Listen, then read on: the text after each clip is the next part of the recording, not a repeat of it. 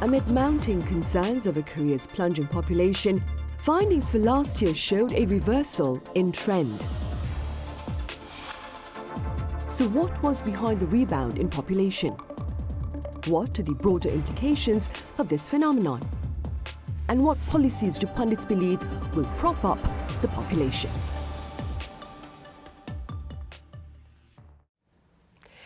Welcome to Wednesday's edition of Issues and Insiders for August 7th here in South Korea. I'm Min Sunhee. For the first time in 3 years, Korea's population marked a rebound last year. For more on this reality and its implications, I have Professor Hwang Myung-Jin at Korea University live on the line. Professor Hwang, it's great to have you back. Thanks for calling. I also have Kwon Soa with me here in the studio. So welcome back. Hello, Sunny. Right, so let's begin with details regarding then the rebound in Korea's population for the first time in 3 years, that is, in 2023. Well, generally speaking, it is good news for a country that has been struggling with demographic challenges. According to the 2023 population census released by Statistics Korea last week, South Korea's population edged up last year after declining for 2 years straight. Let's take a look at the figure here. The nation's total population was recorded at 51,775,000 in 2023. That is up by 0.2% on year, or 82,000 people. Let's break it down. The number of foreign residents has gone up by 10.4% from 2022, reaching 1.9 million. The population of Korean citizens has dropped by 0.2%. So that's showing us very clearly that the general rebound in the population is attributed to the increase in foreigners, which includes foreign nationals that have been residing at least 3 months in Korea and excludes those that have gained citizenship in Korea. So the hike in foreigners was the biggest since 2015, when related data was collected on a yearly basis. And Chinese and Vietnamese made up more than half of foreign residents in Korea. The biggest rise in 2023 was 38,000 residents from Vietnam, followed by 27,000 from Thailand and 17,000 from China. By age group, foreigners in their 30s accounted for the biggest number, followed by those in their 20s and 40s. According to Statistics Korea, the increase came after an influx of foreigners after the pandemic. It also amid an expansion of the South Korean government's labor policies for foreign workers. Right. Professor Hwang, keeping in mind what Soa has just shared with us, what do you believe are the broader implications of these latest findings? Well, the recent rebound in Korea's population that primarily driven by the increase in foreign residents, that highlights the immediate impact of immigrants and how important including more foreign people inside Korea and the demographic trend. However, it also underscored the persistent decline of the native population due to the low birth rate and aging. So this new phenomena, or kind of a new trend, implies that Korea must adopt as simultaneously two different policies. In one hand, one is comprehensive policies that support foreign integration and also address the root causes of the declining birth rate, such as economic pressures and inadequate support to family. Right. With regard to the situation for Korean citizens, Soa, a very concerning reality is that Korea's working age population continues to shrink as well, right? Do tell us more. Right. The working age population is aged 15 to 64, and the number of this group stood at 36.54 million in 2023. That's a little less than 71% of the total population and an on-year drop by 140,000. Since 2018, this age bracket has been experiencing a decrease. On the other hand, those who belong to the age group that has retired, although not everyone does, or Korea's elderly population is continuously on the rise, with people aged 65 and older having hit the 10 million mark as of last month, according to the Ministry Ministry of Interior and Safety based on resident registration data. So that's equivalent to 19.5% of Korea's population, which means around 1 out of 5 people belong to the senior population, bringing Korea closer to a super-aged society. Less than 10 years ago, in 2015, this age bracket accounted for around 13% of the total population, or around 6.7 million. In 2020, the number reached around 8.5 million. It surpassed 9 million in 2022, and in a year and a half, we are at 10 million. Now, a higher life expectancy coupled with low birth rate has resulted in this growing senior population. The average life expectancy of men stands at 86.7 years, and for women, 90.7 years.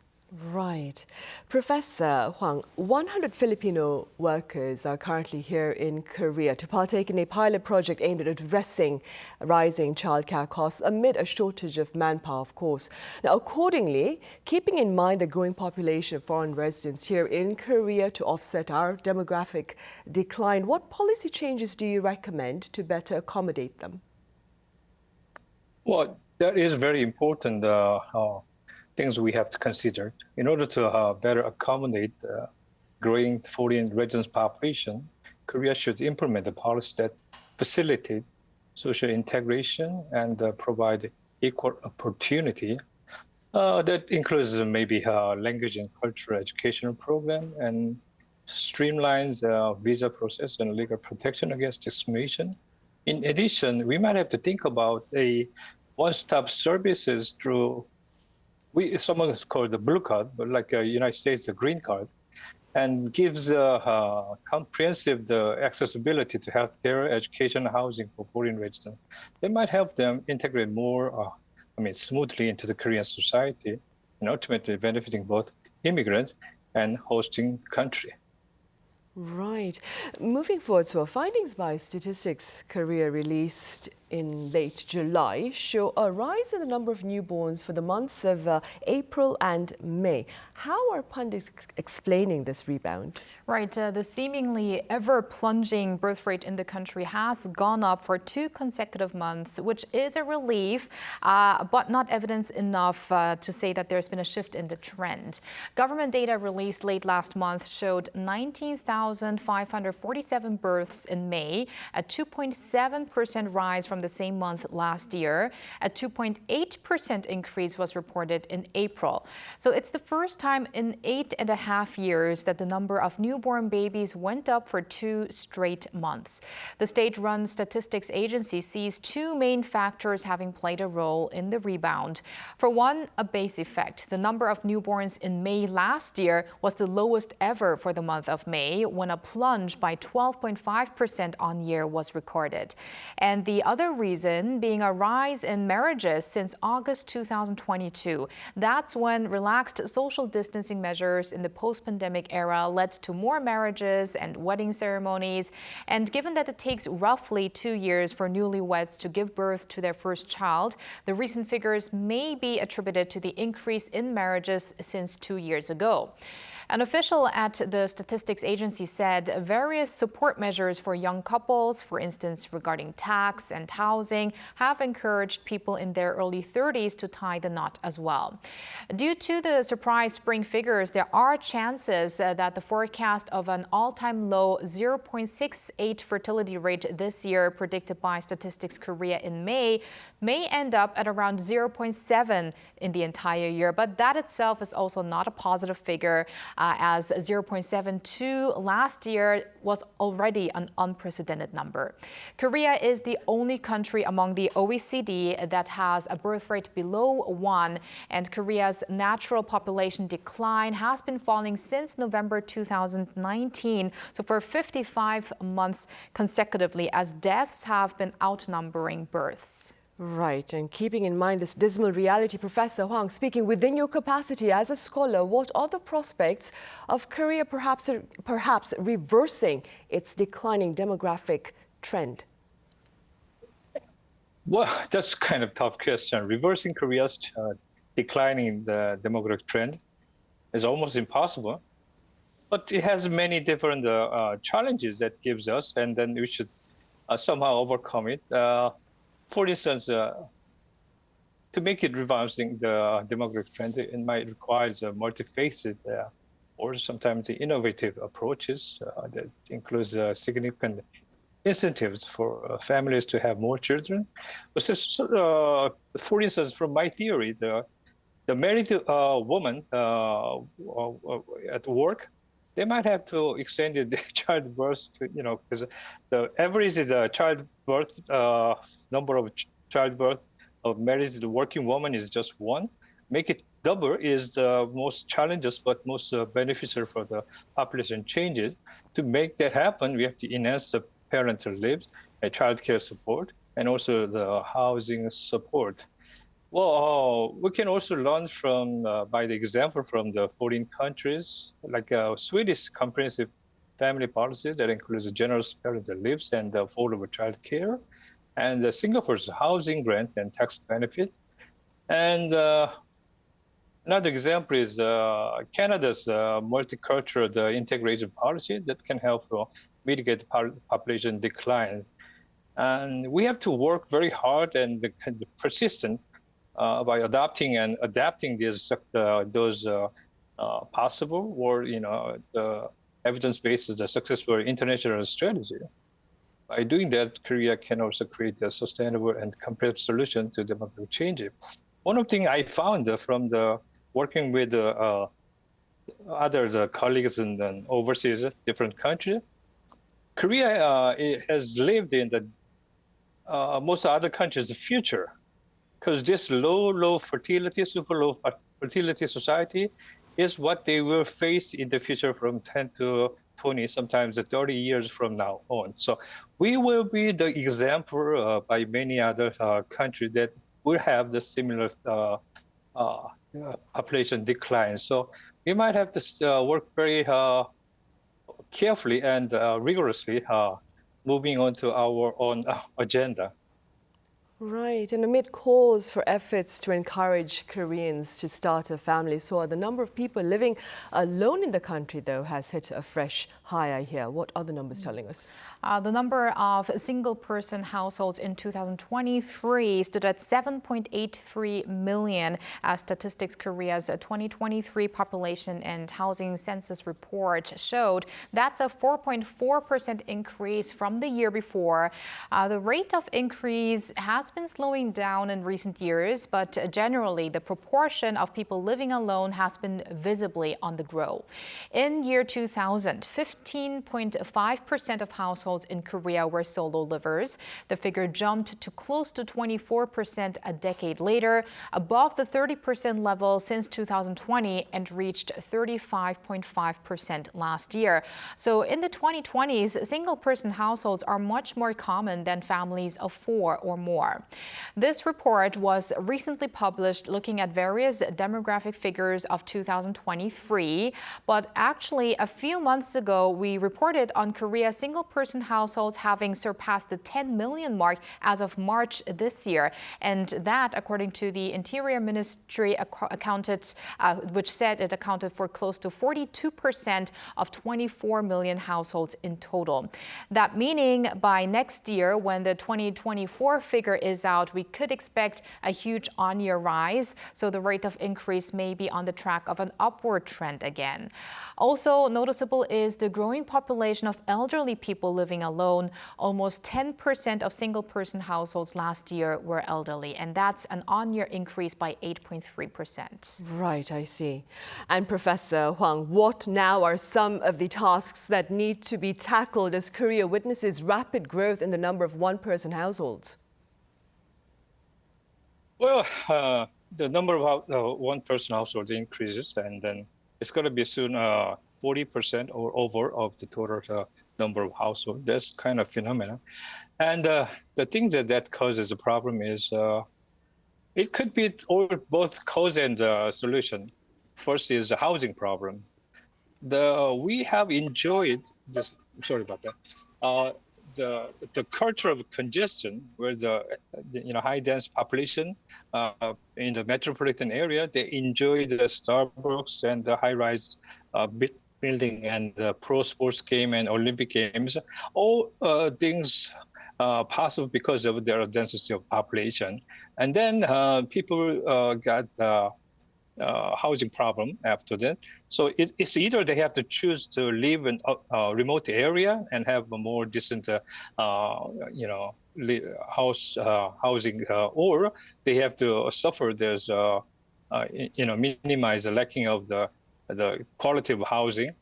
And what government can do is we can provide decent, affordable house and suitable housing option for younger people. That also relate to not just increase in one-person household, but also the low fertility in general. For these people, they also those people living by themselves often lead to social isolation. So make sure that we have a more emphasizing a social network and support system that provides assistance and prevent feeling of loneliness. Maybe mental care and some other community activities might be helpful.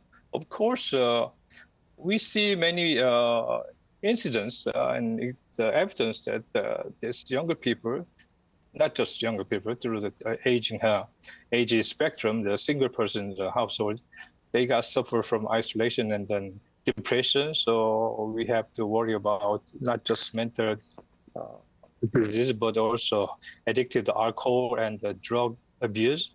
And to tackle this problem, we have to emphasize and strengthen our healthcare service system, and as well as economic policies. Sometimes you can offer the benefit for the tax bracket and employee support system. So, living by themselves might have the more living expenses per capita. So policies such as tax breaks for single income owners and employment program that can offer the flexible working condition might be helpful for these people.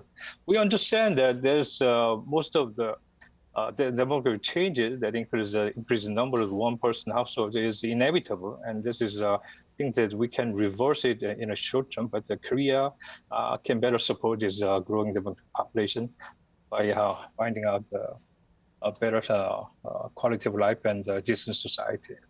Right. So Professor Hwang earlier talked about how Korea's declining demographic picture may serve as a future portrait of the world. That being said, what are the prospects with regard to the globe's population? Well, Sunny, the United Nations just last month has published its renewed World Population Prospects 2024. And the gist in there is that the global population is expected to hit a peak in the mid-2080s to around 10.3 billion from the 8.2 billion in 2024. Then the population is predicted to fall back to 10.2 billion by the end of the century.